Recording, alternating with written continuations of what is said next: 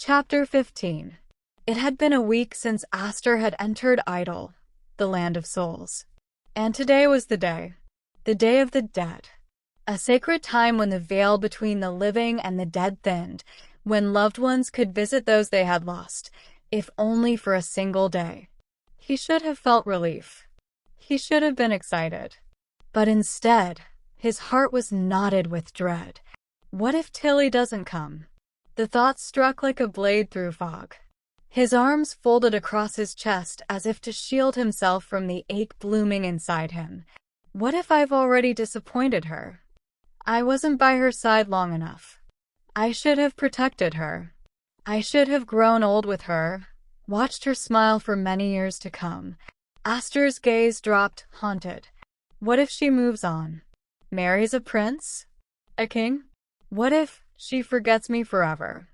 No, he whispered, trying to ground himself.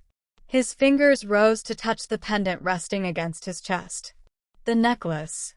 If Tilly had ever stopped loving him, if she had betrayed their bond, the stone would have turned red, blazing with the heat of a broken promise. But it hadn't changed.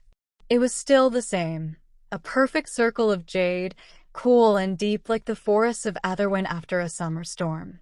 Suspended from a band of crimson leather, as rich and dark as the blood he had once spilled for the kingdom he loved.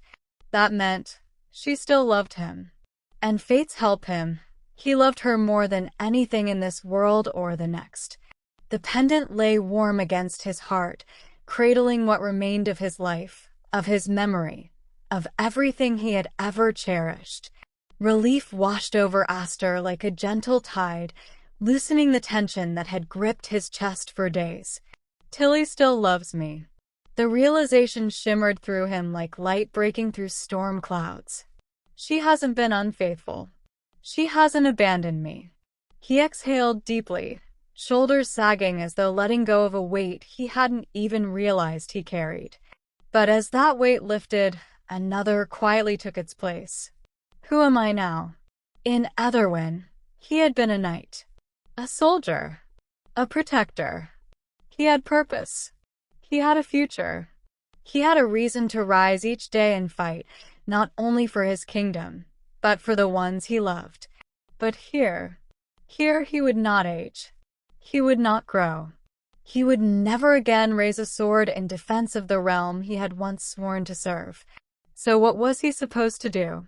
He'd made friends in Idle, kind souls who understood loss, who laughed and mourned and remembered just like he did.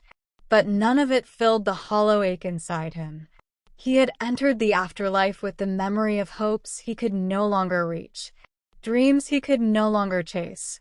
And now, he had no idea what to do with the rest of his dead life. Aster's heart pounded like a drum against his ribcage, a cold sweat trailing along his forehead and neck. An unshakable fear coiled within him, hollowing him out from the inside. Who would come? Would they come at all? He stood in the quiet cabin, arms crossed, eyes fixed on the door as if willing it to open. Time stretched unbearably long, and anxiety tightened its grip on his chest. Then, the door burst open, and everything changed. Tilly ran to him. Her breath was ragged, tears streaming in silver lines down her face. She didn't hesitate. She didn't stop.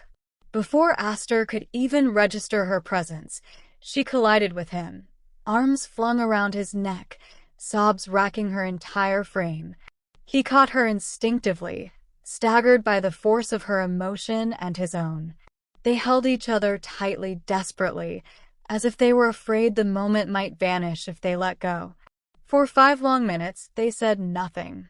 They simply clung to each other, grieving, sobbing, breaking down in the silence of the cabin as time, regret, and love pressed in around them.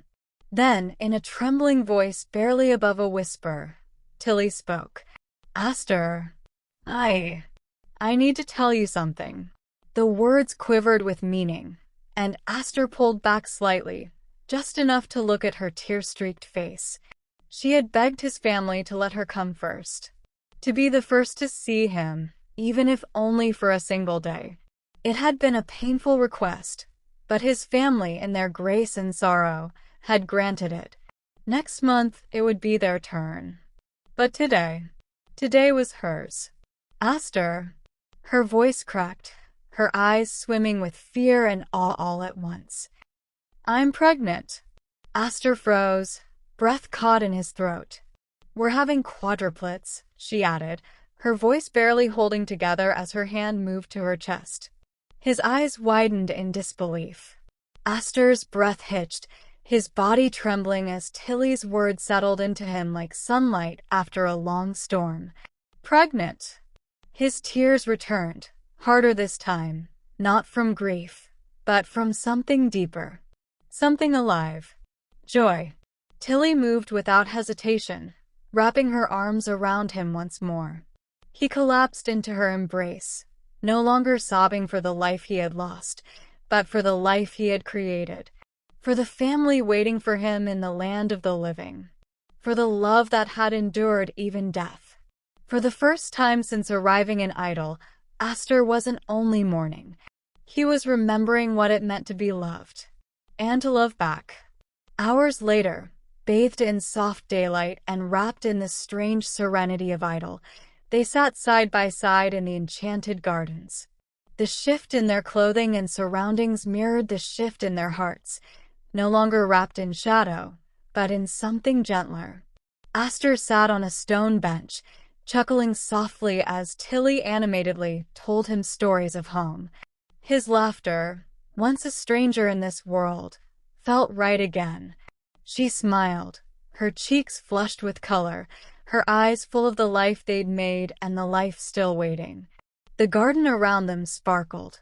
Vines hung low with glowing fruit, and flowers swayed in rhythm with the wind's hum.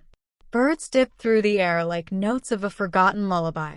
The very ground beneath them thrummed with subtle, ethereal magic. Aster introduced her to the friends he'd made in this quiet realm, and she received them with warmth and grace. For a little while, grief was softened. Not gone, but gentler. Hand in hand, they walked beneath glowing trees, the blossoms shimmering like moonlight trapped in petals. And then, Tilly's voice dropped, the joy in her tone folding into sorrow. She told him. The war had begun. Etherwyn and Duskmore were locked in battle. Sage had set out on a perilous journey, and now fought beside the three wise mages, the great sorcerer, the lower mages, and the night soldiers. The kingdom was fighting with all its might. Aster listened in silence. His heart ached with helplessness, but he didn't interrupt. He simply let her speak, anchoring himself to the strength in her voice. When she finished, they remained on the bench, their hands still intertwined beneath the cascade of luminous flowers. The world was still broken. The war was still raging. But here, in the Garden of Souls, the two of them shared something whole. A moment of peace. A dream of tomorrow. And for the first time since reuniting, they dared to imagine what a future could look like, even if they had to meet between worlds to find it. Their conversations soon drifted to gentler things, the lives they had created together, still waiting to be born. Tilly rested her hand on her belly, her fingers brushing against the soft curve, her smile wistful. Aster watched her with awe, as if the very sight of her carrying their children made the afterlife feel almost alive. I'll name the girls, she said softly, her eyes gleaming with emotion. You can name the boys. The decision, simple as it was, brought a quiet warmth between them. Naming their children, something so mundane and human, felt like a rebellion against the grief, the war, and the cruelty of fate. If there are boys, Aster said, his voice light and hopeful, I'll name them Evander and Lyricus. He glanced sideways with a grin. And if there are 3, we'll figure that out when they arrive. Tilly laughed gently, her eyes misting over. If we have 2 girls, I'll name them Silwen and Elowen. Sil and El for short. Aster beamed. We've created wonderful names here. For a brief moment, they simply sat there in silence, letting the names linger like poetry in the air. Then Tilly's expression shifted, her voice quieting. "I'll miss you so much," she whispered. "I just wish you and I had it our way." Her hand curled over her heart. "Every time I have to wait a whole month to see you again, it hurts. And even then, sometimes your family or friends might take that one day. That one chance." Aster reached for her hand, his fingers brushing hers gently. "I'm not going anywhere," he said, his voice low but certain. "I promise."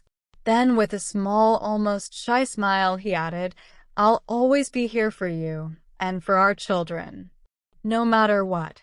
At long last, the moment even the stars themselves seemed to hold their breath for arrived, Tilly gave birth to 4 radiant souls, 2 boys and 2 girls.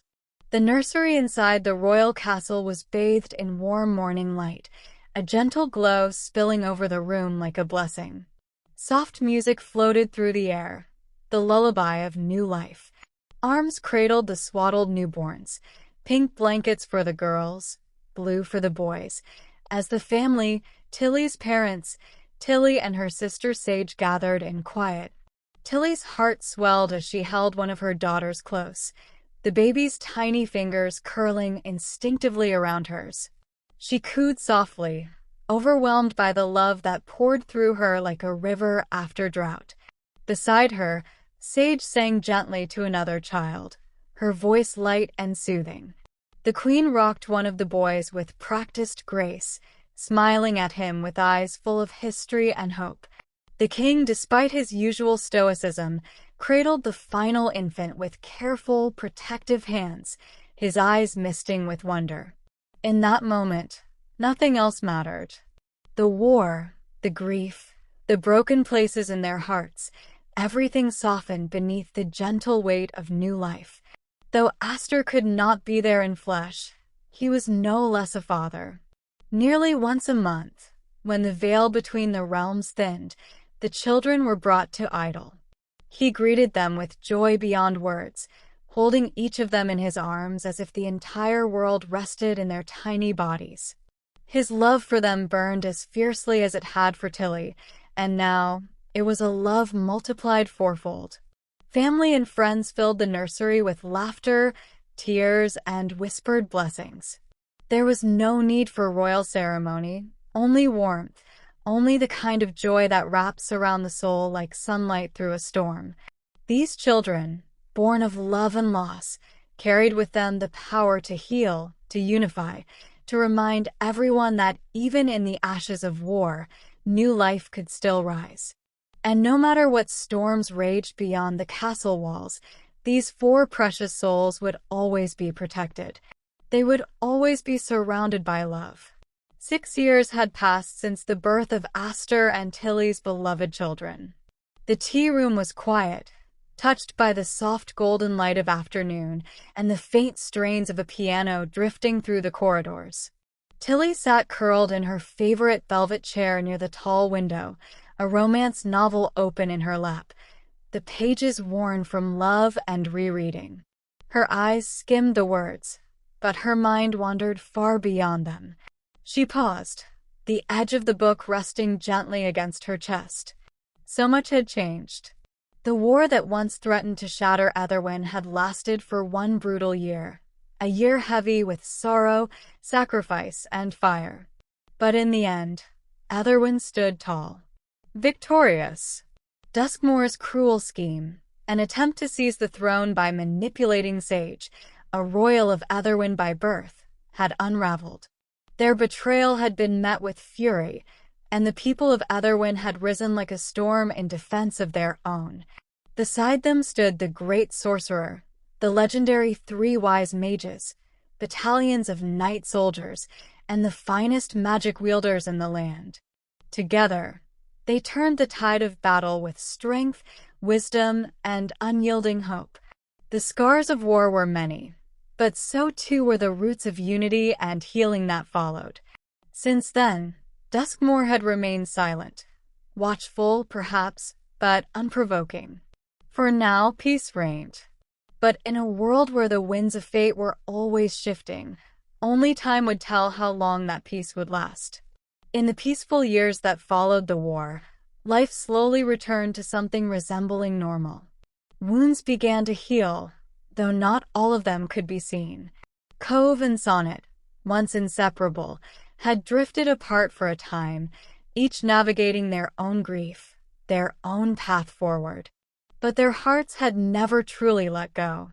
Somewhere in the quiet spaces between the years, love found them again. And last spring, beneath a sky awash in starlight, they were wed. Their hands clasped, their vows whispered, they became one again, stronger, wiser, and more certain than ever before. Fable and Callum's story unfolded swiftly. With the war's end came the freedom to love fully, without fear. Their connection deepened like roots in fertile earth, and not long after, they exchanged vows of their own. Now, they share a small but vibrant home with their baby son, a joy neither of them had ever imagined they'd live to see. And then, there was Tilly and Aster. Two souls, forever entwined, even as the veil of death stretched between them. They had not moved on. Neither of them could. The kind of love they shared wasn't one that faded. It endured. Steadfast. Eternal. Every month, without fail, on the sacred Day of the Dead, Tilly and their children journeyed to Idle, the land where time stood still, where souls awaited the ones they loved. There, beyond the reach of war or sorrow, they were a family again.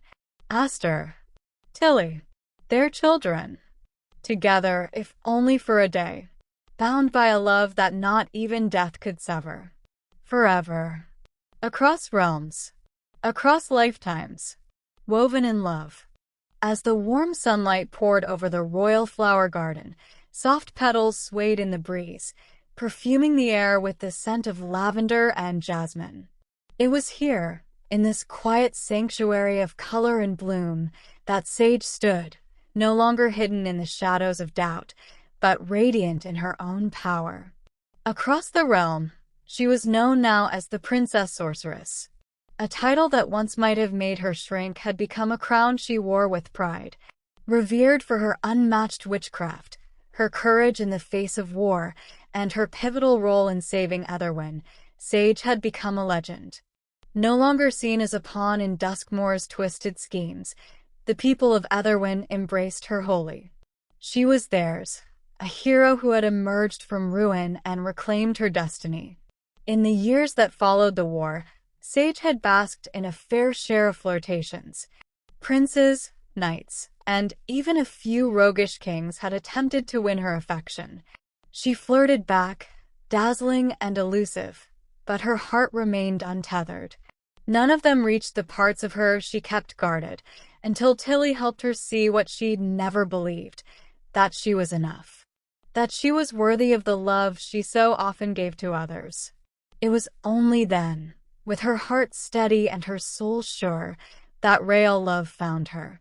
Prince Alaric of Valtoria, a distant kingdom of moonlit lakes and silver forests whispered about in songs and scrolls, entered her life not with conquest, but with kindness.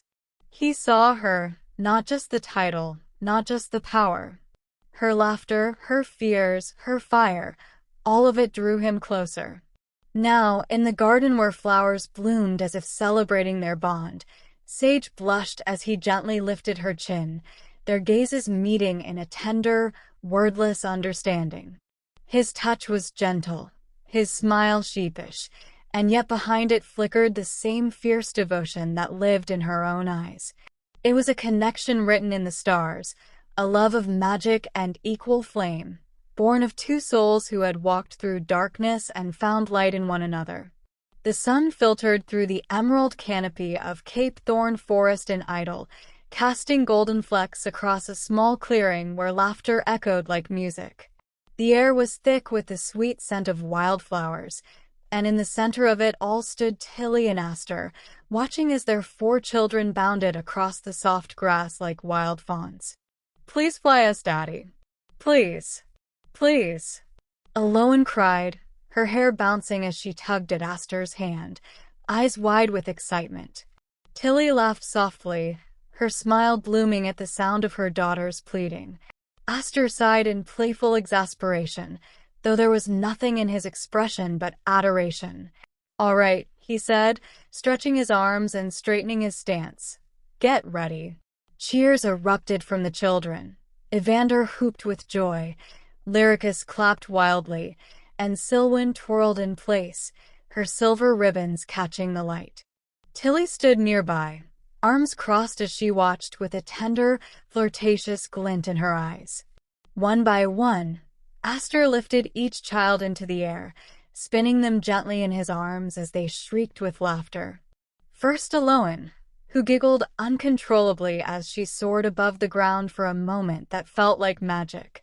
Then Evander, proud and bright-eyed, who declared himself a dragon midair. Lyricus followed, arms out like wings, making swooshing sounds as he flew. And finally Silwen, graceful and fearless, who threw her arms around her father's neck as he lifted her with strength and ease. Tilly watched it all unfold, her heart impossibly full. Despite the veil between the living and the dead, despite the tragedy they'd all endured, moments like this felt whole. Real. Eternal. As the children danced and spun around the clearing, Aloan grooving to her own rhythm, Silwen clapping and singing, Lyricus waving his arms like a bard, and Evander standing tall with his hands on his hips, Aster turned to them all with a grin. "Let's go to my cabin," he announced, his voice alive with joy. "I've made your favorite dishes and desserts for you all." Cheers erupted again as the children dashed toward the familiar path, their laughter trailing behind them like birdsong.